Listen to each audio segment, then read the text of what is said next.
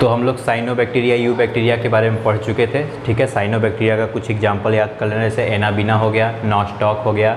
ठीक है, उसके अलावा पूरा जैसे एक एग्जांपल होता है स्पाइरुलिना। स्पाइरुलिना का हम लोग प्रोटीन सोर्स की तरह भी इस्तेमाल करते हैं, क्योंकि स्पाइरुलिना जो होता है वो बहुत ही प्रोटीन रिच होता है, तो उसको हम लोग एज ए फूड सप्लीमेंट भी इस्तेमाल कर लेते हैं। ठीक है, मतलब कम टाइम में या कम में हमको ज़्यादा प्रोटीन मिल जाएगा स्पाइरुलिना से।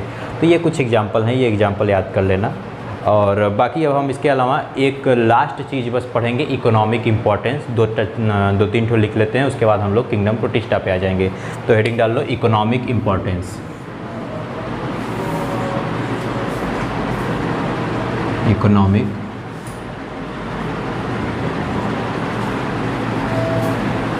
Importance, economic importance.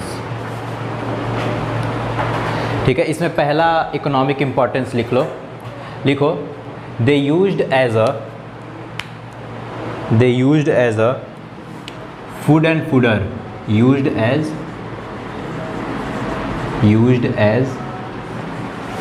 Food and fodder. ठीक है, फूड का मतलब खाना, फूडर का मतलब चारा। ठीक है, ये हमारे लिए, ये भैंस के लिए, तो ये याद रखना है। इसमें आगे लिखना हो तो लिख लो स्पाइरुलिना का नाम, उसी का यूज करते हैं, स्पाइरुलिना, बहुत बढ़िया नाम है इसका। ठीक है, उसके बाद नेक्स्ट लिखो used as a manure, used as a manure. अगला यूज हमने क्या देखा, मैन्योर। इसको खाद की तरह भी इस्तेमाल कर लिया जाता है, यूज्ड एज अ मैन्योर। ठीक है, नेक्स्ट लिखो used in reclamation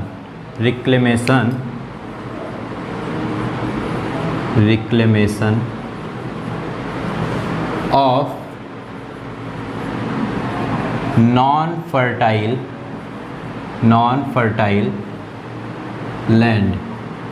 fertile land. इसी को जैसे जो ज़मीन होती है कुछ, जिसको हम लोग बंजर ज़मीन या ऊसर ज़मीन भी बोलते हैं।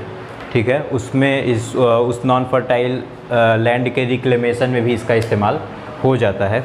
ठीक है, और बाकी अगर ऐसे देखा जाए तो ये एक और सबसे इम्पॉर्टेंट लिख लो, used as a nitrogen fixer, used as a nitrogen fixer. ठीक है, ये यहाँ हमारा ख़त्म होता है। बाकी अगर इसका देखा जाए तो मॉस्कीटो यानी मच्छर के लार्वा जो होते हैं उनको किल करने के लिए भी इसका इस्तेमाल होता है। ठीक है, मच्छर के लार्वा किल हो जाते हैं तो मच्छर कम फैलता है। मच्छर मतलब मच्छर बहुत आ जाते हैं ना, जैसे अभी रावर्सगंज को मच्छरों का ननिहाल कहा जाता है। यहाँ पर तुम सोए रहो, रात को तुमको एक बेड से उठा के दूसरे बेड पे कर देंगे। सब बड़े खतरनाक यहाँ मच्छर हैं और काटते तो इतना बुरा। अच्छा, काटना उनका बुरा नहीं लगता है, सोए रहो तो कान के पास आके इसे घूम करते हैं ना, बड़ी तेज गुस्सा बढ़ती है। ठीक है, तो ये याद है। इसके कुछ हार्मफुल इफेक्ट भी हैं, जैसे वाटर ब्लूम ये कॉज कर देता है। कुछ साइनोबैक्टीरिया होते हैं, कुछ ब्लू ग्रीन एल्गी होती हैं, वाटर ब्लूम इसको बोलते हैं। तो कुछ ब्लू ग्रीन एल्गी होती हैं, वो क्या करती है ना कि वाटर में बहुत तेज़ी से ग्रो कर जाती हैं। ठीक, और देखा होगा पूरा पानी हरा हो जाता है। ठीक, और उसके अगर पास से तुम गुजरे तो गजब की बेहतरीन बदबू आएगी। ठीक है, तो मूड डिस्टर्ब हो जाता है, तो वो हार्मफुल इफेक्ट है। उसके अलावा कुछ टॉक्सिक सब्सटेंस भी ये रिलीज करते हैं, जिसकी वजह से जो एक्वेटिक एनिमल हैं वो बेचारे मरने लगते हैं। ठीक, इसके अलावा अगर देखा जाए तो इसका मतलब इसका ये जो हम लोग देखते हैं काई अंदर, कुछ लोग तो काई को एल्गी समझते हैं। ठीक, तो अलग अलग टाइप के लोग हैं, तो कुछ एल्गी समझते हैं, कुछ फंजाई समझते हैं। उसको हम लोग रिवुलेरिया बोलते हैं। क्या बोलते हैं? रिवुलेरिया। लिख दे रहा हूँ,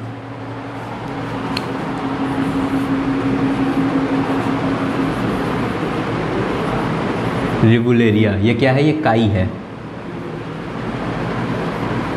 अब इसको लिख लो, इसको लिख लिए मतलब कि तुम्हारे कॉपी में काई लग गई। ठीक, तो ये भी क्या करता है कि ये जैसे जब कोई जिस भी ज़मीन पे ये लग जाता है या वाटर टैंक वगैरह जो होते हैं उनमें भी लग जाता है, तो ये उसको एकदम स्लिपरी बनाता है। मतलब जिस भी सरफेस पर ये लगा हुआ है वहाँ पर अगर तुम चलो तो एकदम मस्त, तुमको चलने की ज़रूरत नहीं पड़ेगी, बस खड़े हो जाओ, फिर वो खुद अपने आप चलोगे। ठीक, तो ये इस टाइप का होता है। अब हम लोग हेडिंग डाल लेंगे किंगडम प्रोटिस्टा। ये यहीं से ख़त्म होता है। इतना चीज़ हमको याद रखना है इसमें। अब हम लोग हेडिंग डालेंगे किंगडम प्रोटिस्टा। बहुत बढ़िया किंगडम है ये।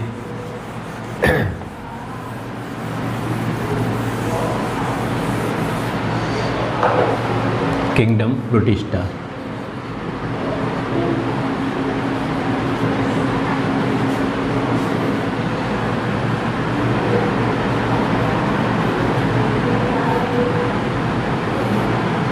ठीक है, kingdom protista.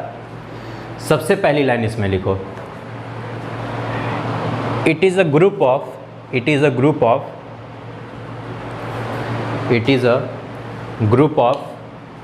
Unicellular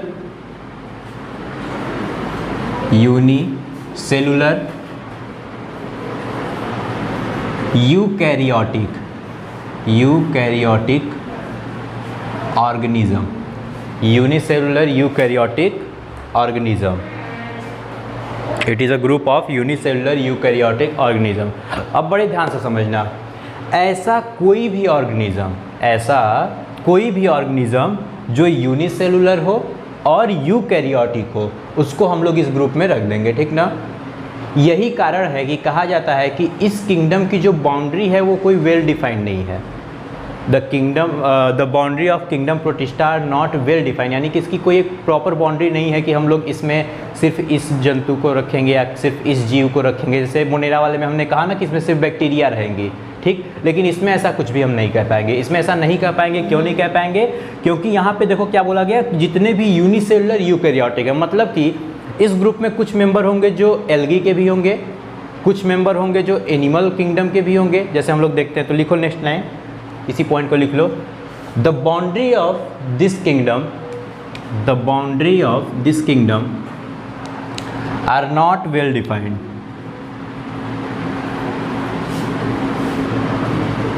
The boundary of this kingdom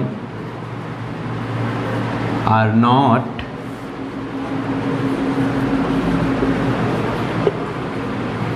well defined, ठीक है। फिर इसी के आगे लिखो, it includes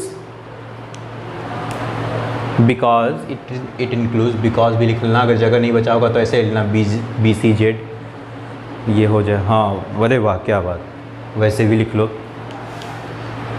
ठीक है। Because it includes some member of fungi, और जहाँ फंजाई लिखना उसमें ऐसे लिख लेना ब्रैकेट में, सम मेंबर ऑफ फंजाई। फंजाई के आगे ब्रैकेट में लिखो ईस्ट, फंजाई के आगे लिख लो ईस्ट, और स्लाइम मोल्ड्स, इस लिख दे रहे स्लाइम मोल्ड्स, ठीक है। और उसके अलावा ब्रैकेट बंद करके लिखो एल्गी के भी कुछ मेंबर होते हैं इसके पास।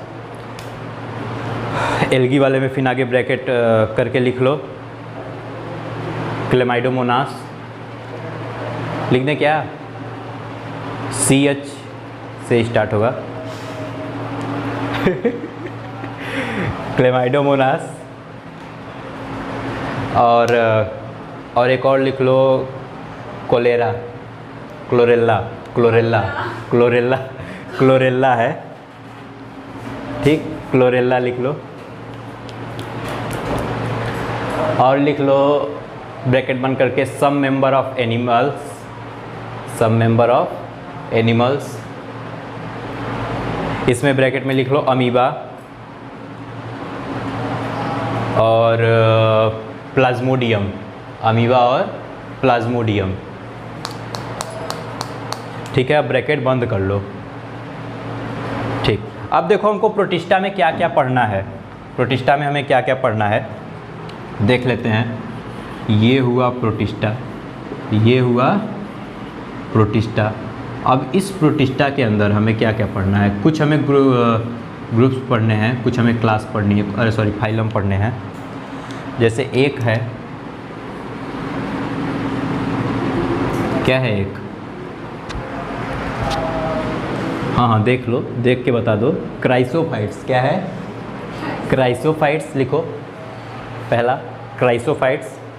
क्राइसोफाइट्स की स्पेलिंग लिख दूँ? हाँ, बुक है तो फिर क्या टेंशन। Chrysophytes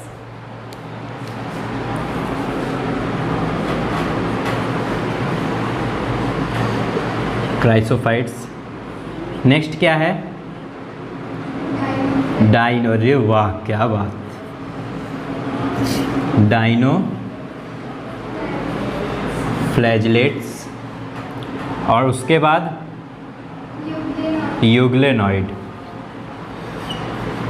euglenoids.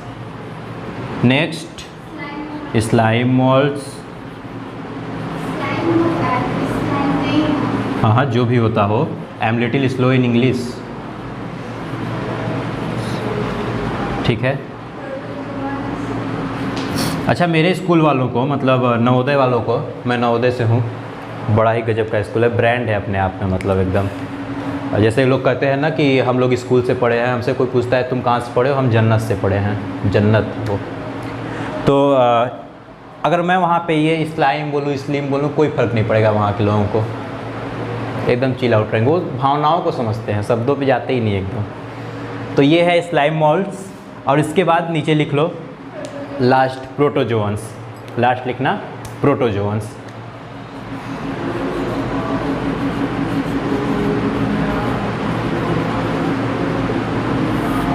ठीक है, तो ये 5 ठो ग्रुप हमें पढ़ने हैं। पहला कौन सा है? क्राइसोफाइट। दूसरा डाइनोफ्लैजलेट्स, यूग्लेनाइड, स्लाइम मोल्ड्स और प्रोटोजोअन। ठीक है ना, ये 5 ग्रुप हमको पढ़ने। इसी में डायटम्स वाइटम्स आएंगे, देखना अभी बहुत मज़ेदार बात होगी। तो अगला लिखो, लिखो हेडिंग डाल लो क्राइसोफाइट्स। हेडिंग डाल लो क्राइसोफाइट्स।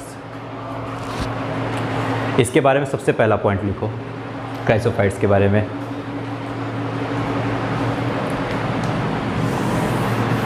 क्राइसोफाइट्स के बारे में सबसे पहला पॉइंट, इट इंक्लूड्स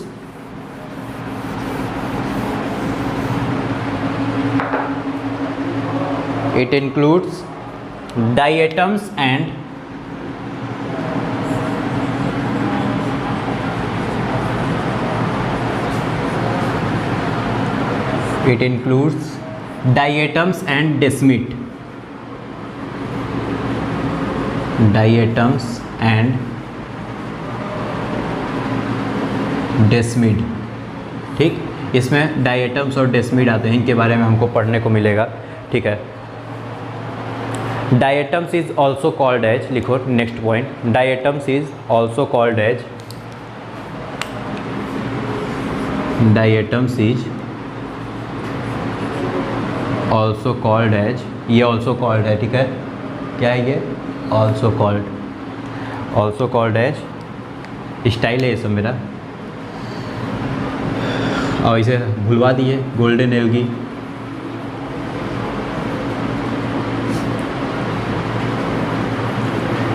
अच्छा, पता है जैसे हम लोग लिख रहे हैं ना, अगर फ्लो में लिख रहे हैं तो कुछ भी लिखेंगे सही लिखा जाएगा इंग्लिश में ना, लेकिन अगर उसी में कोई बीच में टक से बोल दिया तो पक्का स्पेलिंग गलती होगी।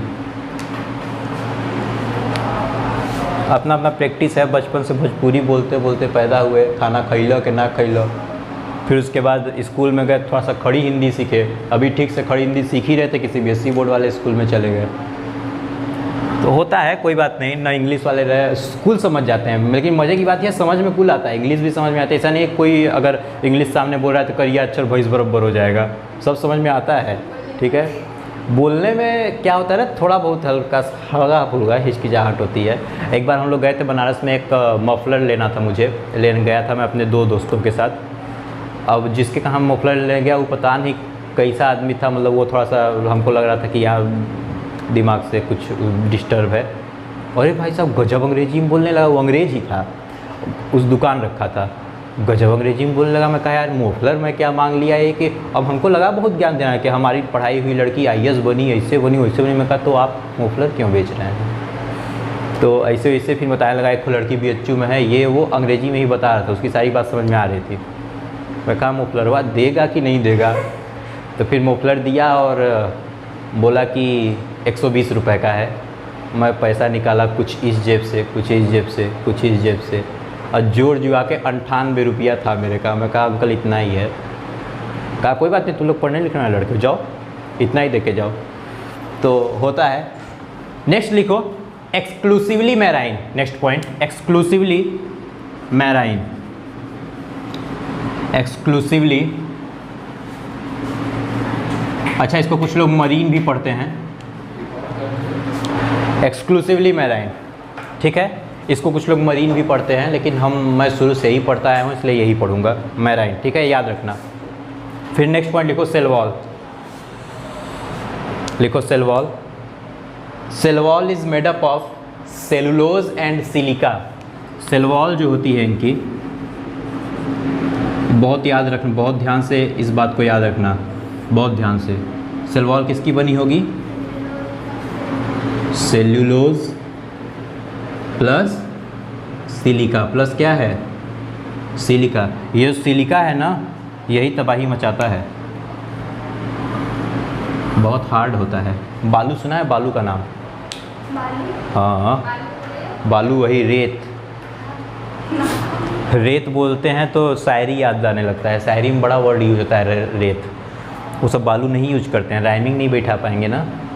तो ये बालू में यही सिलिका होता है, और देखा होगा बालू कितना हार्ड होता है ना, बहुत हार्ड होता है बालू, ठीक है। ये सिलिका की वजह से इनकी सेल वॉल जो होती है बड़ी हार्ड हो जाती है, मतलब ये बड़े मजबूत हो जाते हैं, ठीक है। तो नेक्स्ट पॉइंट लिख लो इसी बात पे, एक चीज़ पहले लिख लो उसके बाद नेक्स्ट पॉइंट लिखो। लिखो ओवरलैपिंग टाइप। ओवरलैपिंग टाइप लिखो, यानी कि इनकी जो सेल वॉल होती है वो एक दूसरे के ऊपर ओवरलैपिंग टाइप की होती है, मतलब एक दूसरे के ऊपर ओवरलैप की होती है, ठीक है। उसके एक ओवरलैपिंग को मतलब हम लोग फ्रस्ट्यूल भी बोलते हैं। क्या बोलते हैं? फ्रस्ट्यूल। याद रखना, लिखवा नहीं रहा हूँ, फ्रस्ट्यूल भी बोलते हैं, क्योंकि बुक में भी शायद इसका जिक्र नहीं है। याद नहीं रहेगा तो लिख लो उसी के आगे ओवरलैपिंग टाइप जहाँ लिखा है, ओवरलैपिंग टाइप जहाँ लिखा है उसी में लिख लो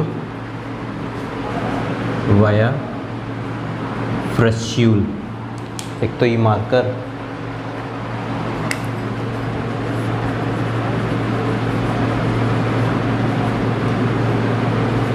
फ्रस्ट्यूल लिख लो, FRUSTULE। जल्दी जल्दी में स्पेलिंग बोल दिया ताकि वीडियो देखने वाले समझ पाएँ, सही है गलती नोटिस न कर पाएँ, यही है, सही है, फ्रस्ट्यूल, ठीक है। अब नेक्स्ट पॉइंट लिखो, देखना सिलिका का रोल तुमको यहाँ पे समझ में आएगा। लिखो आफ्टर डेथ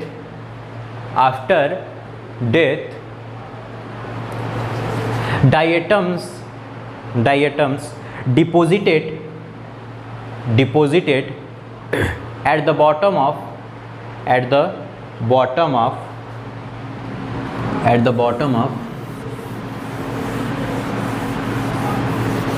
किसके बॉटम में?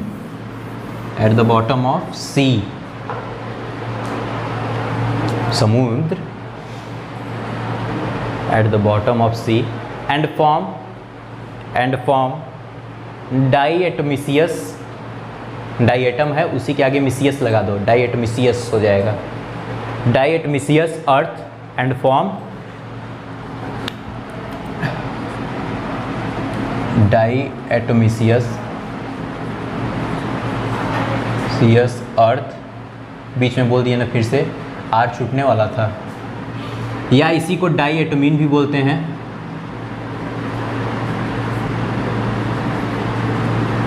इसी को क्या बोलते हैं? डाइएटमीन। या इसी का एक और नाम होता है, बुक में नहीं दिया होगा, यही नोट करना है एकदम आराम से। इसी का एक और नाम क्या होता है? कीसेल गुर। इसी का एक और नाम होता है कीसेल गुर, इसको याद रखना, ठीक है ना। यही एक नया नाम है, बाकी ये दोनों शायद बुक में दिए हो, ठीक। अब नेक्स्ट पॉइंट लिखो। Next point nutrition. Next point किसके बारे में है? न्यूट्रिशन के बारे में। न्यूट्रिशन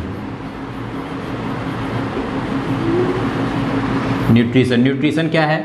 न्यूट्रिशन इनका होता है होलोफिटिक। कैसा होता है?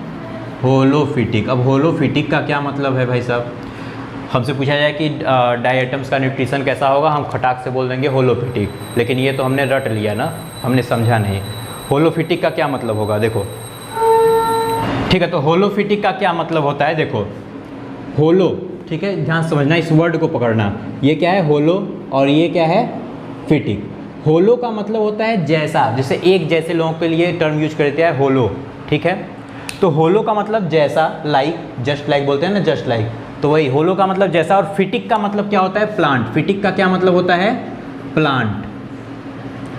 फिटिक का मतलब क्या हो गया? प्लांट। तो ऐसा न्यूट्रिशन जो प्लांट के जैसा हो, ऐसा न्यूट्रिशन जो प्लांट के जैसा हो, यानी होलोफिटिक। प्लांट के जैसा न्यूट्रिशन जो होगा उसे हम लोग क्या बोलेंगे? होलोफिटिक। अब जरा ध्यान से पढ़ो, क्लास 10th में हम लोग पढ़ाया जाता है डाइजेशन चैप्टर में, क्या पढ़ाया जाता है कि एनिमल, हम लोगों का न्यूट्रिशन कैसा न्यूट्रिशन है? होलोजोइक। क्या पढ़ाया जाता है? होलोजोइक। वहाँ पे ये चीज़ बताई गई होती है।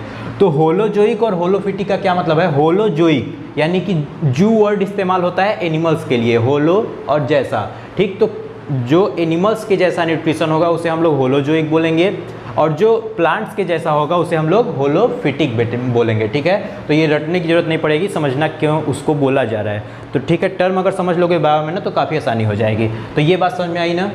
अब इसी के आगे अगर ब्रैकेट में लिखना चाहो तो लिख लो plant like nutrition, plant like nutrition. Next लिख लो फोटोसिंथेटिक पिगमेंट। अब चूंकि प्लांट लाइक न्यूट्रिशन है तो जाहिर सी बात है फोटोसिंथेटिक पिगमेंट तो होगा ही, क्योंकि प्लांट ऑटोट्रॉपिक न्यूट्रिशन करते हैं, ठीक है, खुद बनाते हैं खाना, सनलाइट के प्रेजेंस में बनाते हैं। तो इनके पास जो क्लोरोफिल होता है वो कौन कौन सा होता है? क्लोरोफिल ए और क्लोरोफिल बी। लिख लो फोटोसिंथेटिक पिगमेंट में कौन कौन से फोटोसिंथेटिक पिगमेंट होंगे इनके पास? क्लोरोफिल ए और क्लोरोफिल बी, ठीक है। अब नेक्स्ट लिखो स्टोर्ड फूड। नेक्स्ट लिखो स्टोर्ड फूड।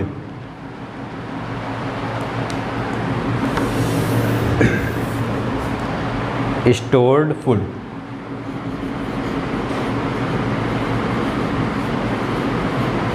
इसका नाम तुमको जरूर याद, मतलब याद करना पड़ेगा। इसका नाम लिख लो क्राइसो। एक एक वर्ड बोलते जा रहा हूँ, लेकिन लिखना तुमको एक ही में ही नहीं कि स्पेस दे दे के लिखें। लिखो क्राइसो लैमिनेरियन।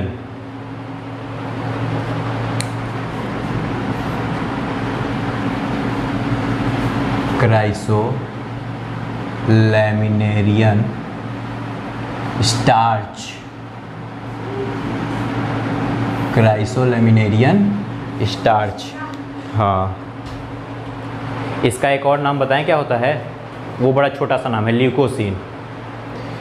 ल्यूकोसिन इसी का नाम होता है, इसे ब्रैकेट में लिख लो आगे, ल्यूकोसिन। इतने पे ख़त्म नहीं हुआ, अभी और है प्लस, उसी के आगे लिखो plus lipid droplets. Lipid droplets होते हैं कुछ, ठीक है। ये लिपिड ड्रॉपलेट्स, ऑयल्स लिखना चाहो तो लिख लो, वैसे कोई ज़रूरत नहीं, इतना काफ़ी है। रिप्रोडक्शन लिख लो, नेक्स्ट पॉइंट है रिप्रोडक्शन, ठीक है। ये वाला हम ये सब तो लिख चुके हो ना, ये वाला मिटा के नीचे लिख रहे हैं।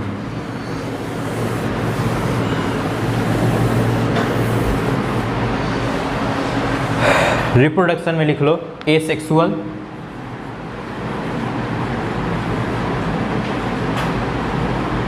रिप्रोडक्शन में देखो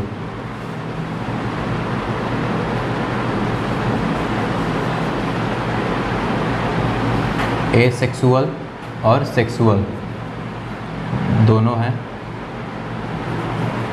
एसेक्सुअल और सेक्सुअल। तो एसेक्सुअल के आगे लिखो बाइनरी फिजन। बाइनरी फिजन,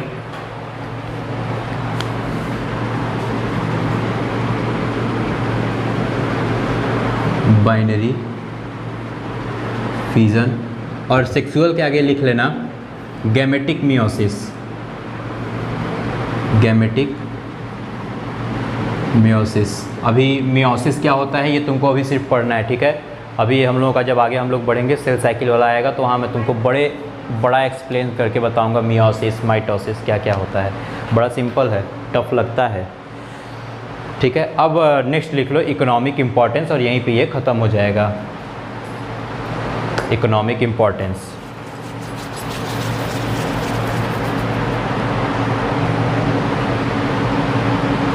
देखो पहला फिल्ट्रेशन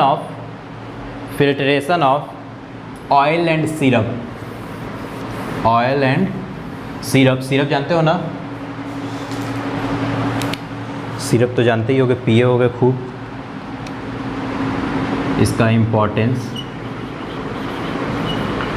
कहाँ कहाँ मतलब इसका यूज़ होता है। देखो हम लोग शुरुआत में जब पढ़ रहे थे क्लासिफिकेशन एकदम स्टार्टिंग वाले में, तो उसमें हमने एक चीज़ लिखा था कि इकोलॉजिकल अफिनिटी लिखा था ना, तो इसीलिए हम लोग ये इम्पोर्टेंस पढ़ रहे हैं ताकि हम लोग जान पाए इसका यूज हम लोग किस तरीके से कर लेते हैं। तो इसके इम्पोर्टेंस में पहला लिखो in filtration of oil and syrup. Filtration of oil and syrup. अगला लिखो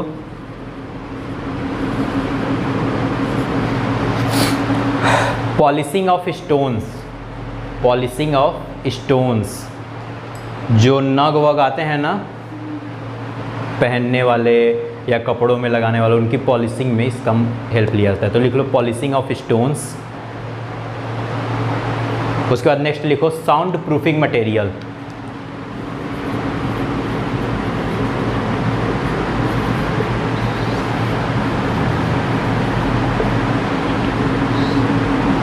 और साउंड प्रूफिंग मटेरियल, अच्छा देखो यहाँ पर बता रहा हूँ, साउंड प्रूफिंग मटेरियल के लिए इसका यूज होता है जैसे जब तुम जाओगे बड़े बड़े थिएटर्स में, ठीक है, अंदर चल रही है रंग दे बसंती है, बाहर से कोई गुजरता है सुनाई ही नहीं देता उसको, ठीक है ना। नहीं तो लोग बाहर, इंडिया वाले बहुत गजब के हैं ना, अगर अंदर पिक्चर चल रही है तो कान लगा के सुनेंगे इसे कौन सा सीन चल रहा है। एक बार सुन लेंगे ना तो चित्र तो अपने दिमाग से वो बना लेंगे, समझ जाएंगे कि सनी देओल है तो कैसा एक्टिंग कर रहा होगा, देख लिए वही, तो वो समझ जाते हैं। तो इसीलिए जो वो उसकी वॉल होती है वो डायटमिसियस वॉल बनाई जाती है, मतलब उसमें साउंड प्रूफिंग किया जाता है ताकि अंदर की आवाज़ अंदर ही रहे, ये बात बाहर नहीं जानी चाहिए, ये बात होती है। या फिर जो बड़े बड़े मॉल होते हैं, जैसे हमारे यहाँ एक मॉल बना है, इसमें तुम चले जाओ, रास्ते से गुजर रहे हो, तुमको गाना सुनाई देगा, ठीक। तो जो बड़े बड़े मॉल होते हैं उनमें ऐसा नहीं होता है, तो वो साउंड प्रूफ होते हैं, ठीक है। नेक्स्ट पॉइंट लिखो used as a heat insulator. Used as a heat insulator, heat insulator की तरह भी इसका इस्तेमाल किया जाता है। Heat insulator, used as a heat insulator. Next point लिखो, बड़ा इंपॉर्टेंट है, ये कर सकते हो, इसका इकोनॉमिक इम्पोर्टेंस भी लिख कर सकते हो और एक पॉइंट भी लिख सकते हो। लिखो diatoms are chief producer of ocean. Ocean महासागर, हाँ ठीक है। फ्लैजेला इन लोगों में अब्सेंट होता है, तो लिख लो फ्लैजेला अब्सेंट, यानी कि ये कैसे हुए, अगर फ्लैजेला नहीं है तो ये कैसे हुए, नॉन मोटाइल, ठीक, नॉन मोटाइल हुए, यानी कि मूव नहीं कर पाएंगे बेचारे, जहाँ के तहाँ पड़े रहेंगे, बड़े सीधे हैं, खुराफाती नहीं है। एग्जाम्पल लिख लो डायटम्स का, लिखो नेविक्यूला, लिख दे रहे हैं हम, घबराने की ज़रूरत नहीं है।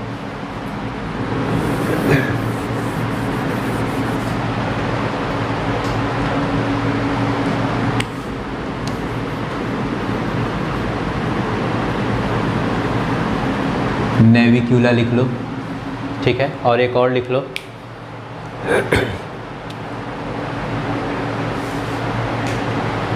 पिन्यूलेरिया,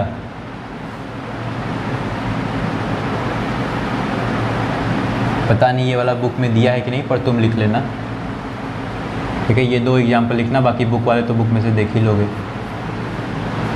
तो यहाँ पे ये ख़त्म होता है हम लोगों का, ठीक है। अब करना क्या है, क्राइसोफाइट्स को लाइन बाय लाइन पढ़ करके आना है घर से, ठीक है। आज के लिए बहुत थोड़ा सा पढ़ाया हूँ और बहुत सिंपल टॉपिक था, सब याद हो जाएगा, पॉइंट वाइज हम लोग लिखते चल रहे हैं, याद करने में बहुत आसानी होगी। तो सब कुछ मतलब एक जगह करके इसको नोट्स बनाते चलना प्रॉपर, जैसे जैसे पढ़ा रहा हूँ वैसे वैसे ही नोट्स बनाना, ठीक है। और इसका नोट्स बना करके और सब लाइन बाय लाइन एकदम पढ़ते चलना। एनसीईआरटी से इसको पूरा पढ़ के आना, कोई भी लाइन ऐसी हो अब तक में जो ना समझ में आई हो उसको आकर के पूछना, ठीक है। वीडियो वाले कमेंट बॉक्स में लिखेंगे, शेयर लाइक एंड सब्सक्राइब कर देंगे चैनल को। ठीक है, थैंक यू।